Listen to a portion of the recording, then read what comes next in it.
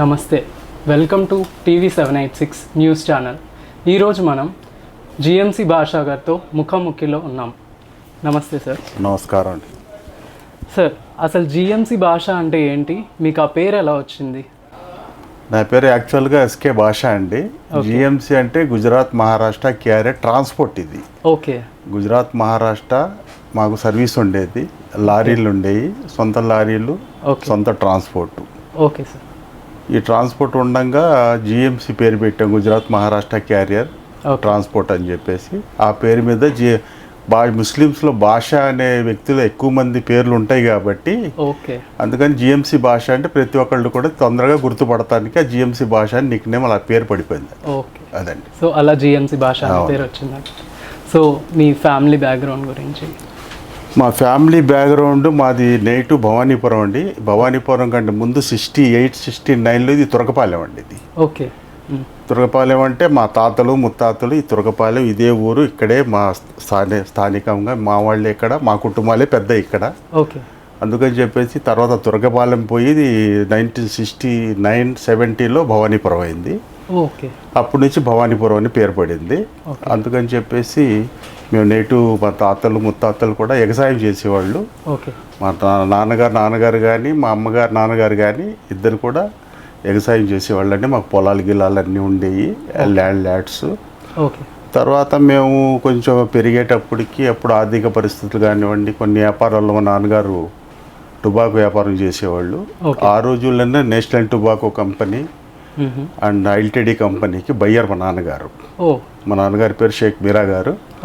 అప్పుడు ఎక్స్పోర్ట్ చేసేవాళ్ళు, not tobacco export చేసేవాళ్ళు.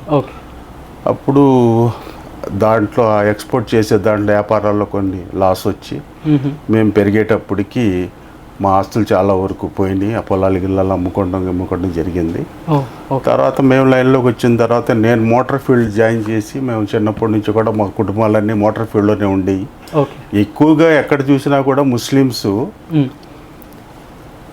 సైకిల్ టైర్ పంచర్ కాడ నుంచి ఫ్లైట్ పంచర్ దాకా కూడా ముస్లిమ్సే దొరుకుతారు మీకు. ఎలక్ట్రీషియన్లు కానివ్వండి, పంచర్లు మెకానిక్లు కానివ్వండి, డ్రైవర్లు కానివ్వండి, క్లీనర్లు కానివ్వండి, ఎక్కువగా ముస్లిమ్స్ మోటార్ ఫీల్డ్లోనే ఉంటారు. అలాగే మా భవానీపురానికి సంబంధించిన వాళ్ళు కూడా మొత్తం మోటార్ ఫీల్డ్ ఇక్కడ. దాంట్లో నేను ఒక నేను మోటార్ ఫీల్డ్ నుంచి ఎదిగాను. ఈ ట్రాన్స్పోర్ట్ పెట్టక ముందు కారు ఉండేది నాకు, ఒక అంబాసిడర్ కారు ఉండేది. అది ట్యాక్సీగా తిప్పేవాడిని. విజయవాడ, నందిగాము, తర్వాత హైదరాబాద్, విజయవాడ అలాగా పెరుగుతూ ఆ లారీ ఫీల్డ్లోకి వచ్చాము. లారీ ఫీల్డ్లోకి వచ్చేసి ఈ జిఎంసి ట్రాన్స్పోర్ట్ స్టార్ట్ చేయడం జరిగింది. అప్పుడు కొత్త లారీలు ఒక 5 లారీలు కొని ట్రాన్స్పోర్ట్ బిగిన్ చేసాము. అప్పటి నుంచి 15-20 సంవత్సరాలు ఈ ట్రాన్స్పోర్ట్ లైన్లోనే ఉన్నాం మేము. ఫస్ట్ నుంచి కూడా మా కుటుంబం కూడా కాంగ్రెస్ పార్టీ అండి. కాంగ్రెస్తో సంబంధాలు ఉన్నాయి కాబట్టి మా పూర్వీకులు కూడా కాంగ్రెస్సే. అలాగే మా నాన్నగారు తాతగారు కూడా కాంగ్రెస్లోనే ఉండేవాళ్ళు. అప్పుడు మేము అదే లైన్లో కాంగ్రెస్తోనే ప్రయాణం చేసేవాళ్ళు. అప్పుడు 67, 68లో పివి నరసింహారావు గారు మనకు ముఖ్యమంత్రి. అప్పుడు 64లో ఇక్కడ తమ్మిన పోతరాజు గారు సిపిఐ ఎమ్మెల్యే. భవానీపురం కంకిపాడు కాన్స్టిట్యున్సీలో కలిసి ఉండేది. ఇది అప్పుడు సపరేట్ అవలా, ఇది వెస్ట్ కాన్స్టిట్యున్సీ అవలా, ఇది కంకిపాడు కాన్స్టిట్యున్సీలో కలిసి ఉండేది. అప్పుడు 64లో తమ్మిన పోతరాజు గారు ఇక్కడ ఎమ్మెల్యే.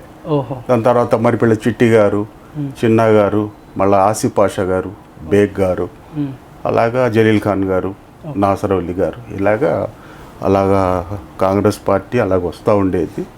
మేము కాంగ్రెస్తోనే ప్రయాణం చేసేవాళ్ళం. అప్పుడు రాజశేఖర రెడ్డి గారు కూడా మాకు బాగా దగ్గరగా అయ్యారు, కాంగ్రెస్లోనే ఉండేవాళ్ళు కాబట్టి ఆయనతోనే మేము కూడా ప్రయాణం చేసేవాళ్ళం. వంగవీటి మోహన్ రంగా గారు ఉన్నప్పుడు రాజశేఖర రెడ్డి గారికి రంగా గారికి మంచి సఖ్యత సంబంధాలు ఉండేవి. ఆ సంబంధాలు ఎప్పుడు విజయవాడ వచ్చినా కూడా మేము రంగా గారు రాజశేఖర రెడ్డి గారు గెస్ట్ హౌస్కి వెళ్ళటం, కలవటం, ఏదైనా మంచి చెడు ఉంటే మాట్లాడటం. అప్పుడు ఆంధ్రప్రదేశ్ కంబైన్డ్గా ఉంది కాబట్టి అసెంబ్లీలో కూడా రంగా గారు ఎమ్మెల్యే అయిన తర్వాత కూడా మేము అక్కడికి వెళ్ళేవాళ్ళం. అలాంటి ప్రయాణం మనది స్టార్ట్ అయిందండి. సో ఒకవైపు కష్టపడుతూ ఎదిగి ఒకవైపు కాంగ్రెస్కి సపోర్ట్ చేస్తూ సో రాజశేఖర్ రెడ్డి గారితో మీకు ఉన్న ఇంకా అనుబంధం ఎటువంటి? రాజశేఖర్ రెడ్డి గారితో అనుబంధం పార్టీ పరంగా ఏ పని వచ్చినా కూడా విజయవాడ వచ్చినప్పుడు మేము పనిచేసేవాళ్ళం. ఓకే. అప్పుడు రాజీవ్ గాంధీ గారిని కూడా ఒకసారి రాజశేఖర్ రెడ్డి గారు విజయవాడ వచ్చినప్పుడు మా ఆఫీస్కి వచ్చారు, మేము కలిసాము. ఇక్కడ భవానీపురం స్టే అయ్యారు. ఇది నేను విన్నాను సార్. ఇక్కడ మనకి ప్రోగ్రామ్ కూడా భవానీపురంలో స్టేజ్ అది కట్టి రాజీవ్ గాంధీ కూడా వచ్చారు. అప్పుడు ఆయనతో పాటు కూడా కలిసాం మేము. అప్పటి నుంచి ప్రయాణం ఆయనతోనే ఉందండి మాకు. తర్వాత రాజశేఖర్ రెడ్డి గారు చనిపోయిన తర్వాత ఈ వైఎస్ఆర్ కాంగ్రెస్ జగన్మోహన్ రెడ్డి గారు పార్టీ పెట్టిన తర్వాత 2011లో ఓదార్పు యాత్ర రాజశేఖర్ రెడ్డి గారు చచ్చిపోయిన తర్వాత అది తీరని లోటు అండి అది. ఎందుకంటే ఒక మంచి లీడరు, మనకు కావాల్సిన లీడరు. ఎప్పుడు చూసినా కూడా 2 ఏళ్ళ తర్వాత వెళ్ళినా కూడా రాజశేఖర్ రెడ్డి గారి పేరు పెట్టి పిలిచే మనస్తత్వం, అంత మెమరీ అలా ఉండేది ఆయనకి. పేరు పెట్టి పిలిచేవాళ్ళు. అలాగా ఆయనతో ప్రయాణం చేశాము. అలాగా ఆయన చనిపోయిన తర్వాత పార్టీకి తీరని లోటు జరిగింది. జగన్మోహన్ రెడ్డి గారు పార్టీ పెట్టిన తర్వాత వైఎస్ఆర్సీపీలో 2011లో ఓదార్పు యాత్రకు వచ్చారు రాజశేఖర్ రెడ్డి గారు చనిపోయిన తర్వాత. అప్పుడు మా గౌతమ్ రెడ్డి గారు ఇక్కడికి జగన్మోహన్ రెడ్డి గారికి మా ఆఫీస్కి తీసుకురావటం జరిగింది. అప్పుడు జూపూడి ప్రభాకర్ గారు, వాసిరెడ్డి పద్మ గారు, గౌతమ్ రెడ్డి గారు ముగ్గురు కలిసి ఇదే ఆఫీస్కి ఇక్కడికే వచ్చారు. చాలాసేపు కూర్చొని మాట్లాడి పార్టీ పరంగా మాట్లాడాము. వాళ్ళ నాన్నగారితో ఉన్న సంబంధాలు అవన్నీ అడిగారు, మేము కూడా చెప్పాము. తర్వాత మన జగన్మోహన్ రెడ్డి గారు ఇక్కడికి వచ్చిన తర్వాతే నేను వైసీపీకి జాయిన్ అవ్వడం జరిగింది. అది అప్పటి నుంచి ఆయనతోనే ప్రయాణం చేస్తున్నాము.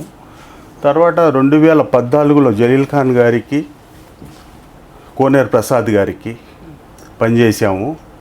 అప్పుడు కోనేరు ప్రసాద్ గారు ఓడిపోవడం జరిగింది, జలీల్ ఖాన్ గెలిచారు. తర్వాత జలీల్ ఖాన్ గారు గెలిచిన తర్వాత మళ్ళీ ఆయన టీడీపీకి వెళ్ళడం జరిగింది. అప్పుడు మనమే కొంచెం డిస్టర్బ్ అయ్యాము. ఈ బ్యానర్ మీద వైసీపీలో గెలిచి ఆయన మళ్ళీ టీడీపీకి వెళ్ళాడని చెప్పేసి కొంచెం డిసప్పాయింట్ అయ్యి కూర్చొని ఉంటే, సరే జగన్మోహన్ రెడ్డి గారు ఓదార్పు యాత్రకు వచ్చిన తర్వాత మళ్ళీ ఆయనతో కలిసిన తర్వాత వాళ్ళ నాన్నగారు పరిచయాలు, ఆ నాన్నగారు ఆ ఫ్యామిలీతో ఉన్న మాకు సంబంధం కానీ ఆ రిలేషన్ కానీ అప్పటి నుంచి ఉంది. కాబట్టి మా మనసులో కూడా జగన్మోహన్ రెడ్డి గారితో ప్రయాణం చేయాలని అనుకున్నాము. ఆయనతోనే ప్రయాణం చేసాం, ఇప్పుడు దాకా చేస్తున్నామండి. సో అలా వైఎస్ఆర్సీపీకి జాయిన్ అయ్యామ్మా. ఓకే.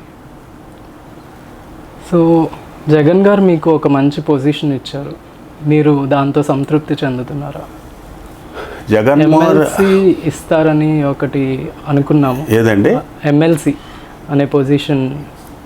ఇప్పుడు పార్టీలో ఏమవుద్ది అంటే ఒక్కొక్కసారి ఒక్కొక్క దీని ప్రకారంగా ఏదో చేద్దాం, ఇద్దాం అని చెప్పేసి ఆలోచనలు ఉంటాయి. పార్టీ పరంగా ముఖ్యమంత్రి గారికి కూడా చాలా ఒత్తిళ్ళు ఉంటాయి.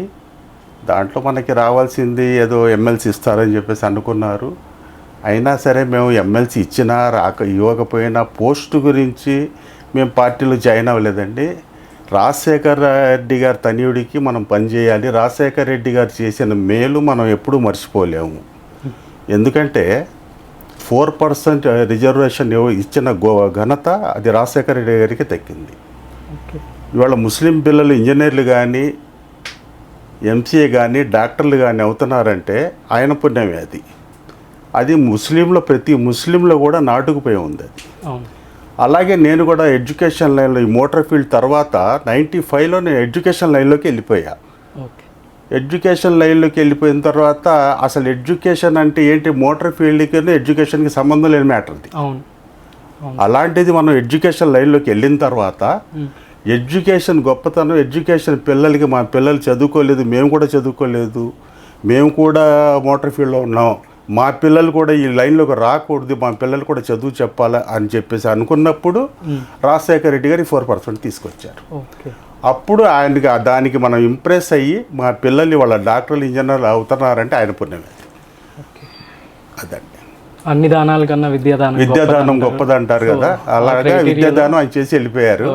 దానికంటే మించి ఇవాళ తన తనయుడు జగన్మోహన్ రెడ్డి గారు నాడు నేడు కానీ, ఇంగ్లీష్ మీడియం కానీ, గవర్నమెంట్ స్కూల్స్ కూడా ఇవాళ నో వేకెన్సీ బోర్డు పెడుతున్నారు అని చెప్పేసి అంటే ఆ ఘనత, గొప్పతనం జగన్మోహన్ రెడ్డి గారిది. ఎందుకంటే ఇవాళ చంద్రబాబు నాయుడు గారు ఉన్నప్పుడు ఒక మురికి దొడ్డి కూడా కట్టలేని పరిస్థితులు స్కూల్స్కి ఉన్నాయండి. ఇవాళ మీరు స్కూల్స్ వెళ్ళి చూడండి, నాడు నేడు స్కూల్స్ అంతకుముందు ఎలాగున్నాయి, ఇప్పుడు ఎలాగున్నాయి. ఇంగ్లీష్ మీడియం పిల్లలు లాగా చదువుకుంటున్నారు. ఇంగ్లీష్ మీడియానికి ఏం కావాలనేది జగన్మోహన్ రెడ్డి గారు ఏం చేస్తున్నారు అనేది మీకు క్లియర్గా కనపడిపోతుంది. వాళ్ళ ఓపెన్ సీక్రెట్ ఇది. సో మైనారిటీ సంక్షేమాల గురించి ఇంకేమన్నా? మైనారిటీ సంక్షేమ కార్యక్రమం జగన్మోహన్ రెడ్డి గారు చేసినట్టు ఏ ముఖ్యమంత్రి కూడా చేయలేదు. ఎందుకంటే దీనికి నిదర్శనం హజ్ కమిటీ ఎగ్జాంపుల్ తీసుకోండి. ఓకే. హజ్కి వెళ్ళే వాళ్ళు లాస్ట్ హజ్కి వెళ్ళే టైంలో 80,000 రూపాయలు మక్కాకి వెళ్ళటానికి హైదరాబాద్కి ఇక్కడికి 80,000 రూపాయలు టికెట్స్ తేడా ఉంది. ఓకే. అప్పుడు హజ్ కమిటీ చైర్మన్ గారు అంజద్ బాషా గారు శృతి ఇరానీని మా ఢిల్లీలో కలిసి ఈ టికెట్ల వ్యవహారం గురించి 80,000 రూపాయలు హైదరాబాద్కి ఇక్కడికి ఇంత తేడా ఉంది కదా, పేద ముస్లిమ్స్లు వెళ్ళాలంటే ఇబ్బంది పడతారండి. అక్కడికి వెళ్ళి మాట్లాడితే ఇది మన చేతిలో మన పరిధిలో లేని పని అనేది, ఎయిర్పోర్ట్ వాళ్ళే ఎయిర్పోర్ట్ అథారిటీకి ఇచ్చేసాము, అది ఆ టికెట్ల ద్వారాగా వాళ్ళు ఒక రేట్ ఫిక్స్ చేసింది, అది మనం ఏం చేయలేమని చేతులు ఎత్తేసారు. ఓకే. అలాంటప్పుడు ఇమ్మీడియట్లీగా అక్కడి నుంచి అంజద్ బాషా గారు హజ్ కమిటీ చైర్మన్ గారు గౌసుల్ ఆజం గారు జగన్మోహన్ రెడ్డి గారికి తెలియపరిస్తే ఇమ్మీడియట్లీగా ఆ 80,000 రూపాయలు టికెట్కి తేడా ఏది ఉందో అది మేము పే చేద్దాం మీరు వచ్చేయని చెప్పేసి 14.5 కోట్ల రూపాయలు ఇమ్మీడియట్లీగా 2 రోజుల్లో రిలీజ్ చేసిన ఘనత జగన్మోహన్ రెడ్డి గారు. ఇంకా అంతకంటే సంక్షేమం ఏంటి? ముస్లిమ్స్కి ఏం కావాలి? చంద్రబాబు నాయుడు గారు గవర్నమెంట్ ఎంతమంది ముస్లిమ్స్ ఎమ్మెల్యేలు ఉన్నారు? ఇవాళ ఎంతమంది ఎమ్మెల్యేలు ఉన్నారు? లాస్ట్ టైం 2019లో 5 ఎమ్మెల్యేలకు ఇచ్చారు జగన్మోహన్ రెడ్డి గారు, 4 ఎమ్మెల్సీలు ఇచ్చారు, 10 మంది చైర్మన్లు ఇచ్చారు, మైనార్టీ చైర్మన్లు, ఉర్దూ అకాడమీని కానివ్వండి, వక్ఫ్ బోర్డు కానివ్వండి, హజ్ కమిటీ కానివ్వండి, ఇలాంటి ఎన్నో చైర్మన్, మైనార్టీ ఫైనాన్స్ కార్పొరేషన్ చైర్మన్లు, ఇవన్నీ ఘనత ఆయనదే కదా. ఎక్కడ మైనార్టీ అనేది ఎక్కడ చూడలా. ప్రతి కులస్తులకు కూడా న్యాయం జరిగేటట్టు చేసేటటువంటి ముఖ్యమంత్రి ఎవరైనా ఉన్నారా అని చెప్పేసి అంటే అది జగన్మోహన్ రెడ్డి గారు. ప్రజలకి తెలియపరచడం నా తరపున నేను చెప్పేది ఒకటే, ఇలాంటి సీఎం నేను కనీసం 50 సంవత్సరాలు బట్టి రాజకీయాల్లో ఉన్నాను. ఈ 50 సంవత్సరాలు కనీసం 9-10 మంది సీఎంలను చూశాను. ఇలాంటి సీఎం, ఇలాంటి డైనమిక్ హీరో నేను ఎవరిని చూడలేదు. జగన్మోహన్ రెడ్డి అనే వ్యక్తి, ఆయన ఒక వ్యక్తి కాదు, అది ఒక శక్తి. ఆయన్ని ఎదుర్కొనడానికి అతుకుల బొంత ఎంతమంది వచ్చారు, ఎంతమంది వచ్చినా కూడా ఏం చేయలేరు. రాబోయే ముఖ్యమంత్రి ఆయనే. ఈ ముస్లిమ్స్ అందరూ కూడా ఆయన గుండెల్లో పెట్టుకొని ఉన్నారు. ప్రతి ఒక్క ముస్లిమ్స్ కానివ్వండి, ప్రతి ఒక్క కులస్తులు కానివ్వండి, ప్రతి కులస్తులు కూడా న్యాయం చేశాడు ఆయన. అందుకని చెప్పేసి రాబోయే 24 సీఎం ఆయన 100%, దాంట్లో ఎవరికి ధోకా లేదు. ముస్లిం తరఫున నేను చెప్పబోయేది ఏంటంటే, రాజశేఖర్ రెడ్డి గారు ఇచ్చిన పర్సంటేజీ వాళ్ళ పిల్లలు డాక్టర్లు, ఇంజనీర్లు ఎలాగవుతున్నారో అలాగే వాళ్ళ 7 మందికి ఎమ్మెల్యేలు ఇచ్చారు జగన్మోహన్ రెడ్డి గారు. ఇవన్నీ గుర్తుపెట్టుకొని మనకి కావాల్సిన సీఎం, మనకి చేయాల్సిన సీఎం, ముస్లిమ్స్కి మన అని చెప్పేసి అనుకున్న సీఎం ఎవరైనా ఉన్నారంటే జగన్మోహన్ రెడ్డి గారు. వీళ్ళు ఎంతమంది వచ్చినా కూడా మనకి ఎవరి మాటలు కూడా వినకుండా మళ్ళా జగన్మోహన్ రెడ్డి గారికి ముస్లిమ్స్ అందరూ కూడా ఓటేసి ఆయనకి మళ్ళీ సీఎం చేసేదాకా నిద్రపోకూడదని చెప్పేసి ఈ సభాముఖంగా తెలియజేస్తున్నాను. అలాగే ముస్లిమ్స్లో కూడా ఇచ్చాపురం నుంచి విజయవాడ దాకా ముస్లిమ్స్ ఒక్కళ్ళు కూడా లేరు. వీళ్ళ మా ఆసిఫ్కి ఇచ్చారు టికెట్, వెస్ట్ కాన్స్టిట్యున్సీ. ఆయన్ని కూడా మేము మంచి మెజార్టీతో, ఆయనకి మన కేసీఆర్ నాని గారు ఎంపీకి, ఇద్దరిని కూడా మంచి మెజార్టీతో మేము గెలిపించుకుంటాం. సో ఈసారి మళ్ళీ వైఎస్ జగన్మోహన్ రెడ్డి గారు వస్తున్నారని కన్ఫామ్గా 100% దాంట్లో ఎలాంటి ధోకా లేదంటే దానికి ఆలోచనే లేదు. ఎంతమంది వచ్చినా కూడా ఆయనకి ఏం చేయలేరు. ఆయనే ముఖ్యమంత్రి 100% దంకా పదంగా చెప్తున్నాను. All the very best sir. Thank you very much.